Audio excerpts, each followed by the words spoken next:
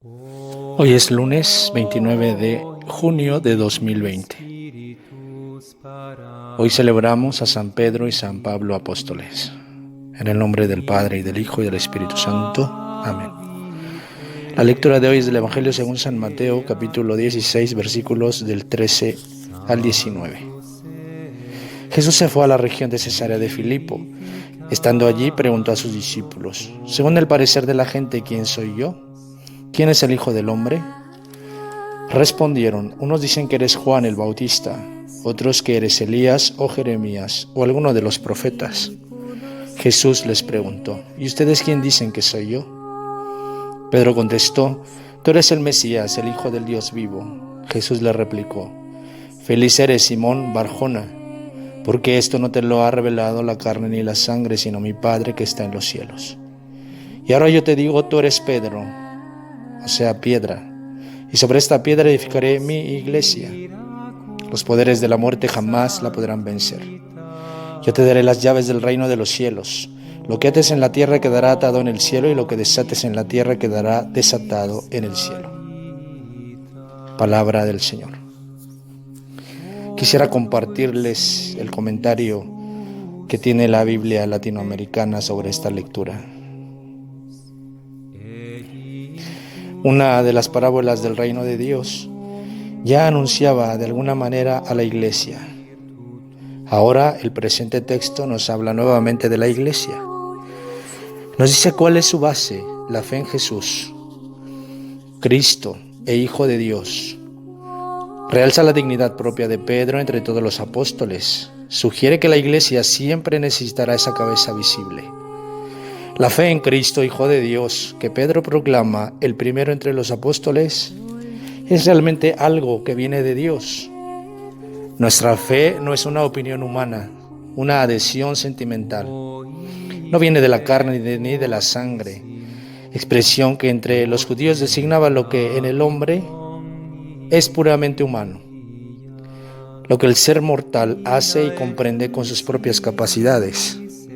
La fe en Cristo es mucho más que una convicción humana, y las palabras con que Jesús felicita a Pedro: feliz eres, Simón, valen también para todo verdadero creyente.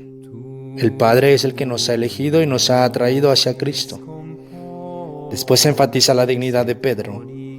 Hablamos de Pedro a pesar de que su nombre era Simón, pues Jesús le dio este apodo de piedra que nosotros deformamos en Pedro. Este cambio de nombre significa que Dios le ha dado una misión, como ya había ocurrido con Abraham y Jacob.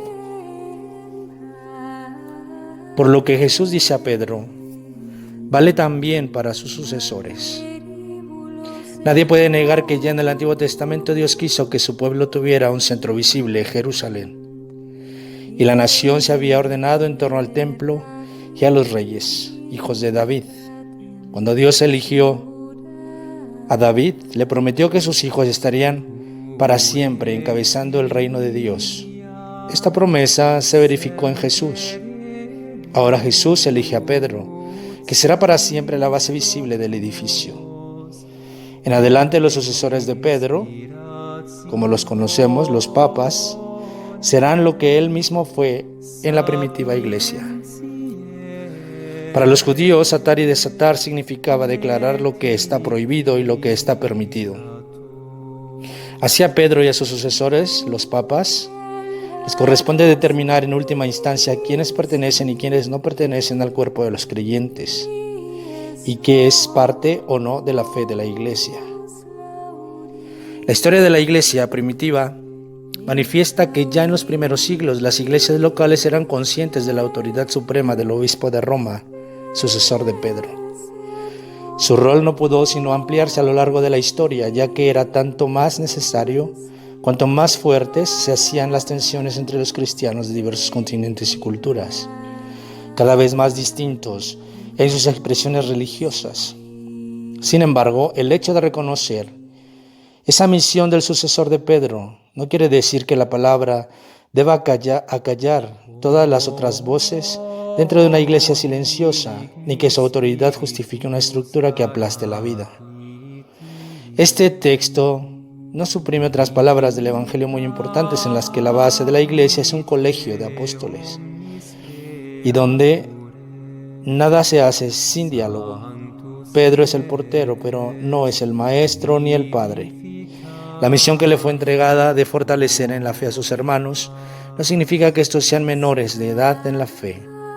Su responsabilidad universal cobra todo su sentido en una iglesia en la que cada uno tiene el deber de pensar y la libertad de expresarse. Los poderes de la muerte. El texto original dice: las puertas del Hades. Las puertas designaban entonces la sede del gobierno. El Hades designa el mundo subterráneo, abandonado a los muertos y a los poderes demoníacos.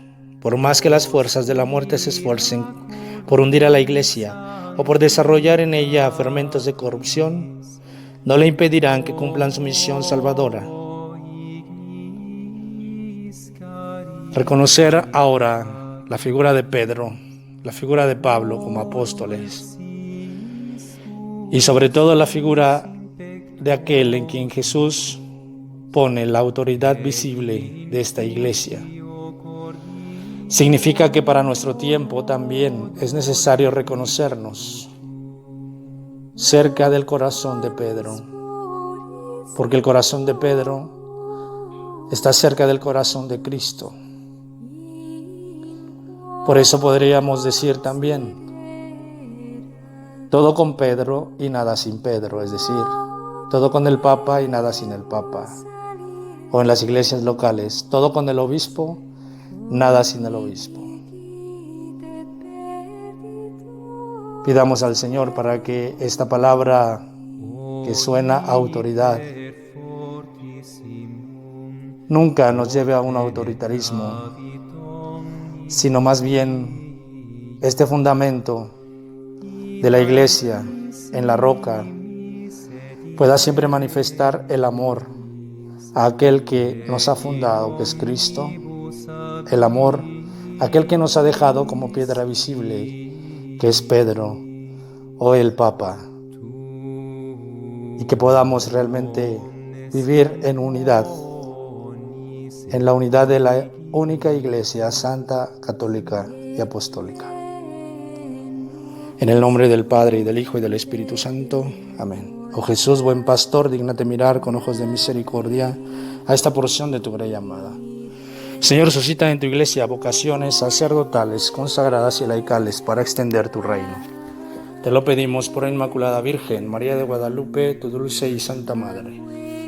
Oh Jesús, danos vocaciones según tu corazón. Amén. Nuestra Señora de los Milagros, intercede para que termine esta pandemia, protege a tus sacerdotes y a tus enfermos y ruega por todos nosotros. Amén.